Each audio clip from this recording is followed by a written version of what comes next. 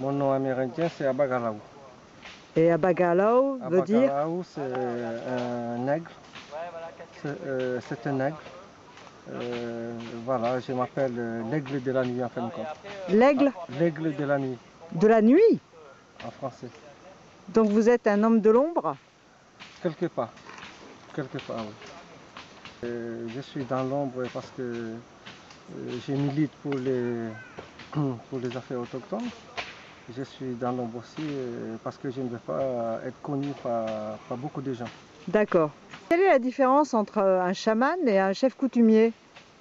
Un chaman, déjà, c'est un personnage spirituel qui pratique justement les diverses connaissances paranormales ainsi que les différents plantes médicinales dans le domaine des connaissances médicinales. Un chef coutumier, c'est un chef qui gère une communauté, en l'occurrence les autochtones, à qui on leur doit un grand respect. Il fut un temps, un chaman a eu ce pouvoir de chef coutumier à l'époque où il y a eu des guerres entre les différentes communautés.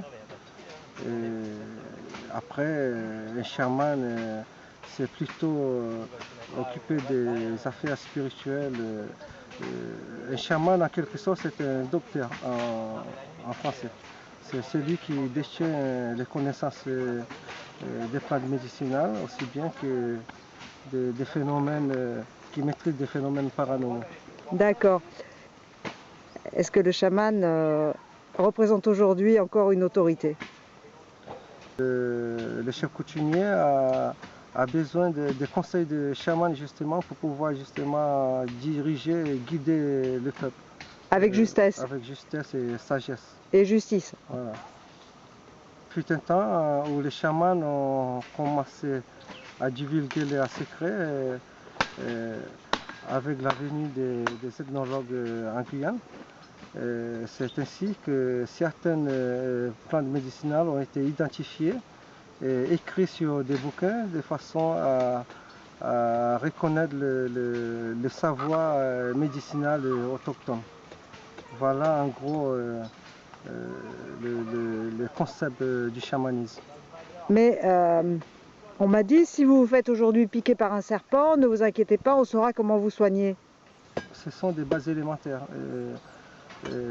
chez les autochtones, puisque les autochtones c'est aussi des grands chasseurs.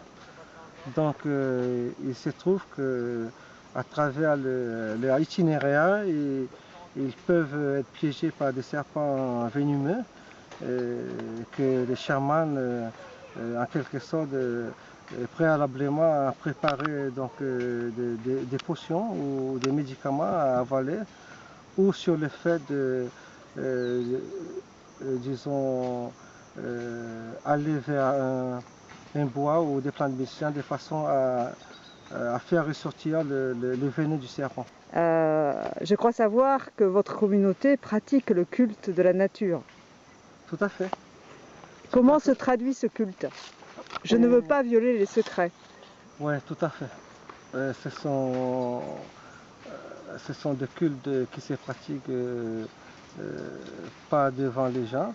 Certains cultes se pratiquent comme le Ebégodonon, le lever de deuil, mais il y a d'autres cultes qui ne se pratiquent pas devant des étrangers. C'est cela qu'on essaie un peu de garder, puisque c'est dans cette cocon, dans cet univers qu'on considère que les secrets ont été bien gardés. Il y a certains secrets. Parce qu'il y a des cérémonies que vous faites qui sont officielles, de façon traditionnelle, comme les Amérindiens du Canada. Par exemple, en costume d'apparat, avec des peintures sur le corps. Tout à fait. Mais le vrai ciment de la communauté, ou spirituel, ou culte de la nature, il n'est pas dans ces pratiques-là. Non, non, non. C'est quelque chose de vraiment très à part et très respectueux. D'ailleurs, moi-même, avec la nature, quand je viens me ressourcer, me fortifier et reprendre de l'énergie de la nature dans la forêt, je me retrouve parfaitement en osmose avec la nature. Mais par contre, si je pratique ça en dehors de cette nature-là, par exemple en ville ou chez moi, l'énergie n'est pas comparable à l'énergie qui est vraiment au sein de la nature.